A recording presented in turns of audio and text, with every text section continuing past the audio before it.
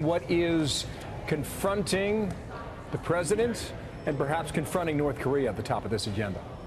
Good morning, Bill. And the first few stops of this trip for the president and his delegation will be Japan, South Korea, and China, countries that are either under threat from North Korea or, in the case of China, allied with North Korea. So just before he left the South Lawn at the White House this morning, about an hour ago, the president says he is expecting good things from this trip. I think we're going to have great success. We'll be talking about trade. We'll be talking about, obviously, North Korea. We'll be enlisting the help of a lot of people and countries. We'll see what happens, but I think we're going to have a very successful trip. There's a lot of goodwill. For Japan and South Korea, President Trump's visit is a show of support of the two U.S. allies, where the United States has maintained a military presence since the middle of last century.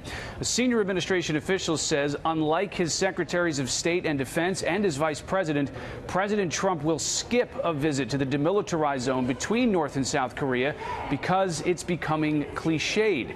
A senior administration official also says China is doing a great deal to pressure North Korea, more than expected, though added it can always do more. And with that, yesterday, the Treasury Department announced that it was cutting off a small Chinese bank from the entire U.S. financial system because of alleged ties to the North Korean ballistic missile program, Bill. Thank you, Rich. On that, there are also issues regarding the economy. And I would imagine in Beijing, China, these will be at the forefront. What are you hearing? Absolutely. The president just a couple of days ago called the trade imbalance with China. He used the words horrible, embarrassing, and through the roof. It was a central tenet of President Trump's pitch to voters last year.